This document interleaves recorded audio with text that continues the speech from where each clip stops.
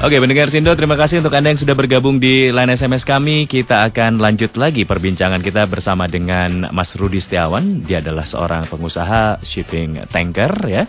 Dan kita masih akan lanjut ngobrol di tema meraih mimpi, wujudkan asa. Dan tadi juga sekilas sudah disebutkan ya Mas Andi ya, bahwa ternyata bisnis ini pun awalnya dari mimpi Mas Rudi ya. Ngobrol sama istri, ngomongin masalah pengapalan dan lain sebagainya, belum kebayang saat itu kan? Belum kepikir kemana arahnya, gimana arahnya. Tapi boleh dibilang peristiwa itu jadi turning point perubahan profesi Mas Rudi, karena sebelumnya kan banker ya? Iya betul. Nah, apakah itu jadi turning point atau bagaimana? Setuju banget. Itu sebenarnya ya itulah teguran dari istri itu sebenarnya pecutan. Jadi ya segalanya berbalik dari situ gitu. Nah saya coba berani mencoba. Nah itu dia. Saya berusaha untuk berani mencoba, itu aja, setting goal, setting mimpinya ya, goals equivalent mimpi ya. Jadi kita setting goal saat itu saya udah oke, coba begini, urutannya begini, strategi begini ya. Benar-benar itu turning point-nya. Itu. Dan terjadilah sekarang ya. Iya. Insya Allah. Nah ini Mas Rudi Setiawan ini kelahiran November 78, memiliki latar belakang pendidikan teknik di ITB. Nah, bagaimana Mas Rudi memanfaatkan ilmunya tersebut dan bagaimana proses apa saja yang dijalani sampai di posisi saat ini, kita berbincang lebih jauh. Mas Rudi, apakah Anda sudah merasa nih di termin waktu yang sekarang ini sudah merasa menjalani hidup sesuai mimpi? Saya terus setting goals baru, setting mimpi baru, harus ada berikutnya. Jadi kalau saya bilang hari ini enough, rasanya semua udah tutup buku. Saya nggak mau gitu. Jadi selalu ada breakthrough ya pengennya. Harus ada breakthrough. Jadi kayak tahun ini setelah kita hampir 3,5 tahun jalan, kita goals untuk nambah 2 armada. Nah itu kita setting lagi terus lagi begitu. Harus kita punya goals. Oke, jadi memang ini jadi satu keharusan, jangan berpuas diri begitu ya? Iya, jangan stop di sini, masih terus maju. Oke, jadi boleh dibilang Mas Rudi masih mimpi sekarang ya? Tolong dicubit dulu. Nggak, maksud saya, walaupun posisinya udah sampai seperti sekarang ini, tapi mimpinya masih jalan terus gitu. Iya Mas, kalau nggak semangat hidup. Bener ya? Harus. Oke, jadi untuk urusan berpuas diri kayaknya disingkirkan dulu. Iya, jangan pernah ada kalimat atau hati kecil, saya puas di sini, enggak. Jangan. Dan ya kita selalu coba untuk lihat ke bawah juga ya, bukan jadi jangan takabur juga, kita lihat ke bawah juga. Terus coba ngelihat ke bawah, tapi kita ada mimpi di atas yang harus kita kejar gitu. Oke. Dan upaya untuk meraih mimpi itu sendiri dilakukan tentunya tidak sendiri ya. Ada dukungan-dukungan dari pihak-pihak tertentu. Kira-kira siapa saja yang berperan dalam hidup Anda? Yang paling berperan mungkin banyak, semua jawabannya sama. Pasti yang paling berperan pertama orang tua. Ya, itu orang tua. Yang kedua buat saya istri saya sendiri. Nah, yang lain ya memang teman-teman dari network saya sendiri yang ya banyak lah ya mempengaruhi. Saya juga banyak belajar dari situ. Tapi orang tua yang paling banget terasa buat saya gitu, dari kecil sampai besar. Dia ya benar-benar dia bilang challenge, kamu pasti bisa lah, harus bisa lah. Nah itu dia. Itu masuk ITB aja saya juga nggak yakin waktu bisa masuk ITB. Lulus juga nggak yakin kok bisa lulus juga. Nah sebagai lulusan teknik nih Mas Rudi, kenapa pekerjaan pertama Anda justru di dunia perbankan, itu gimana ceritanya? Ini sama juga mungkin, jangan-jangan kayak ada turning point lagi pada saat gitu, dalam hidupnya dari tekniknya teknik sipil ya Mas. Iya, aduh jauh banget emang itu. Turning point ini cuma satu Mas, krisis 98. Gitu. Karena krisis 98 ya kita nggak usah everybody knows lah, di tahun 99 2000 pembangunan nggak ada ya, hampir nggak ada. Saya aja dulu nyari kerja praktek di sini susah banget, dapat Universitas Maranatha ya. Waktu itu lagi dibangun, saya KP di situ Mas. Jadi bener-bener susah banget nyari project. Waduh, saya bilang lulus susah nih kayaknya nih. Ya memang bener ternyata, akhirnya yang buka bank. Ya mau gimana ya saya waktu itu yang penting ya udah deh, yang penting coba kerjaan mana dulu deh. Kita nggak usah terlalu milih gitu. Ya memang hidup pilihan, tapi saat itu for me that's the choice gitu tuh masuk ke sana gitu. Oke. Waktu itu masuk ke bank tahun bank saya masuk training MT 2001 sampai dengan MT setahun, 2002 start jadi bankers. Oke, berarti tapi dengan perjalanan hidup jadi banker itu ternyata leading ke bisnis sekarang ya?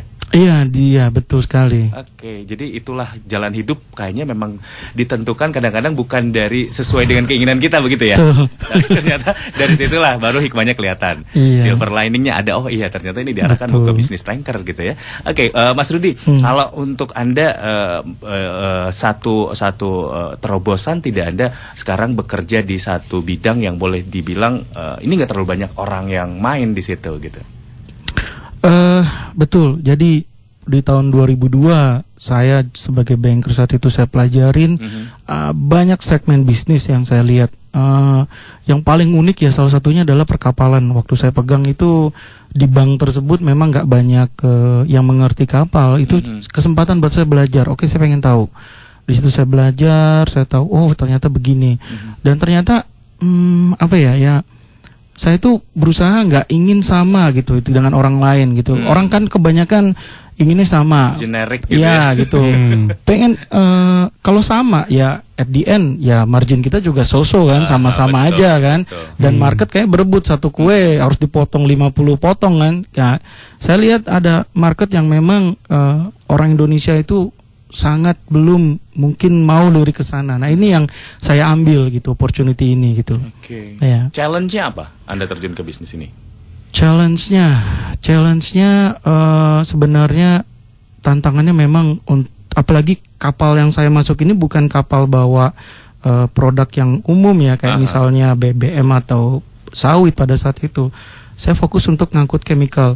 Nah, challenge-nya memang itu berat ya karena dari kargo sendiri yang di kategori memang dangerous good ya. Yeah. Jadi ya kita harus kontrol harus kuat ya kan, terus monitor dan komunikasi sama kru itu juga harus bagus karena apapun ceritanya kru adalah yang benar-benar harus kita jaga. Kita titip kapal puluhan miliar ke mereka gitu. Betul. Nah, itu saya harus jaga banget mereka. Nah, itulah seperti itu gambarannya gitu, Mas. Pada saat belajar tadi di sesi offline kita sempat ngobrol, katanya ada sempat masa belajar ya Mas Rudi. Bisa diceritakan proses belajar seperti apa yang dialami pada waktu itu kan, barangkali dari transisi dari karyawan menjadi itu kemudian menjalani proses belajar apa yang dijalani pada waktu itu?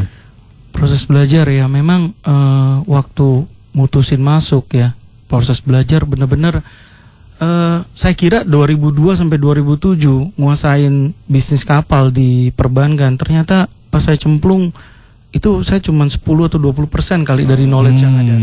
Jadi proses belajar tuh tetap harus jalan, Mas. Pada saat di jalan itu justru akan dapat lebih banyak ya. Betul, Mas. Jadi saya setelah banyak banget ya cobaan semualah dalam bisnis ini, justru sebenarnya ilmu sebenarnya itu pada saat di lapangan. Di situ kita belajar. Sebenarnya itu ilmu belajar sebenarnya adalah pada saat di lapangan. Itu ilmu kita, Mas. Itu yang paling mahal. Nggak kita dapetin waktu kuliah tuh. Nggak ada itu. Itu yang paling bermanfaat sebetulnya. Justru itu, iya pengalaman. Nah, makanya setiap orang tuh harus maju, harus ngambil grab mimpinya untuk dapetin new experience. Kalau nggak ada pengalaman, dia nggak akan bisa jadi dirinya jadi lebih berarti gitu loh. Itu aja. Oke, tadi di off air juga sempat bilang Mas Rudi juga mengakui bahwa bisnis yang ditekuni ini adalah bisnis riweh dalam tanda kutip begitu ya. Dan cuma orang yang mau riweh juga terjun ke situ. Anda memang ini termasuk orang yang challenging gitu atau gimana sih kalau misalnya ngelihat sesuatu ini challenge nggak? Kalau nggak ya udah tinggalin gitu. Setiap orang memang mau coba tantangan baru, tapi tantangannya pasti kan terukur ya. Menurut saya challenge yang saya lihat ini masih bisa saya ukur. Jadi challenge ini challenge yang terukur yang saya masih berani coba gitu. Jadi ya memang saat itu saya lihat kita nggak usah munafik lah. Memang mostly orang Indonesia itu kayaknya kalau udah punya kapal langsung punya rumah Pondok Indah, Mas. Ya kan, Mas, ya? Gitu ya. Atau punya istri 2 jangan. itu termasuk mimpi bukan langsung ganti gaya hidup. Ya enggak. Kalau dari sekian tahun saya jalan itu banyak saya lihat pengusaha yang jatuh gara-gara itu gitu ya. Jadi saya lihat sebenarnya bisnis ini bagus tapi tinggal gimana kita mau untuk menjaganya opportunity ini dengan baik gitu loh. Setuju. Iya. Oke, jadi memang ada ukuran-ukuran juga challenging tapi ngukur diri juga ya. Iya, memang sih. Tapi kadang-kadang harus dipaksa, Mas. Kadang-kadang kita kayaknya, aduh gue nggak sanggup deh. lo harus bisa, coba aja dulu itu gambarannya. Itu yang harus dilakukan kayaknya. Harus. Ini cukup Harus menginspirasi juga. Harus bisa Mas Andi rupanya Iya, itu kuncinya. Nah, pada saat tadi ya, kan tadi dibilang ketika kita menjalankan bisnis yang kayak Mas Rudi ini kan menitipkan sesuatu yang jumlahnya miliaran ke beberapa kru, ini mungkin ada tips-tipsnya yang mungkin para pendengar Sindo ini perlu, bagaimana caranya mengelola tim tadi, yang kru tadi kan, untuk menjaga supaya nilai yang miliaran tadi itu supaya ada orang trust juga gimana? Supaya orang itu amanah. Ya memang nomor satu sih sebenarnya pertama dari screening dulu ya, waktu Dari kita rekrutmen ya? rekrutmen kru. Jadi memang kita harus, tim kita sendiri juga harus, tim di company kita juga harus bagus. Dari situ kita bisa membaca orang kira-kira mana yang kita convenient kerja dengan dia apa enggak. Nah, gitu itu ya. inputnya by reference atau di open ke publik waktu mengumumkan? Karena saya di company ini, saya urusannya ini sales sebenarnya, cari muatan. okay. Itu sebenarnya kuncinya di operation. Nah, tapi saya bisa ngebaca sih, intinya mereka itu sebelum lompat ke sana ya, sebenarnya kru chemical di Indonesia ini sangat sedikit. Itu challenge buat kita sebenarnya. Jadi Ada mostly sertifikasi khusus berarti? ada, harus ada CT dia, chemical tanker, dia harus ada chemical sertifikatnya harus ada. Nah itu waktu saya interview mereka, kebanyakan malah kru saya ini kru-kru yang benar-benar belum baru jam terbang di chemical baru sedikit. Jadi kita ajar, kita benar-benar komunikasi, terus mereka intinya di atas kapal, mereka nggak usah pusing dengan anak istri mereka. Jadi kita kasih benefit salary mereka itu dalam gelondongan penuh gitu sebulan. Mereka udah tenang kan, mau shipmentnya sekali, 2 kali, 3 kali, mereka udah nyaman. Anak istri pokoknya udah keisi aja gitu kan. Nah itu saat yang kedua. Yang ketiga atensi. Jadi kita juga beberapa kali kita naik ke atas kapal, ngobrol dengan master, dengan chief officer. Itu adalah pendekatan kita ke mereka. Keluh kesah mereka apa, kita rangkum, kita sama-sama, kita hargai mereka. Karena mereka lah orang yang sebenarnya itu ngejaga, ngerawat aset kita gitu. Gitu. Oke, baik. Mas Rudi, makin seru perbincangan kita, tapi kita harus istirahat dulu ya. Ada beberapa pesan yang akan lewat, dan nanti seperti biasa pendengar Sindo di menit 30 akan ada 3 berita untuk Anda.